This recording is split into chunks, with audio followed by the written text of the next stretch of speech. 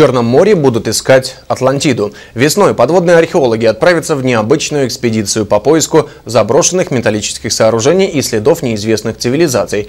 Исследовать морское дно будут 10 лучших украинских специалистов. На специальном катере, оборудованном эхолотами, роботами и другими сканерами, исследователи пройдут вдоль Крымского берега 410 километров с запада на восток. Все измерения будут проводиться на глубине 170-200 метров.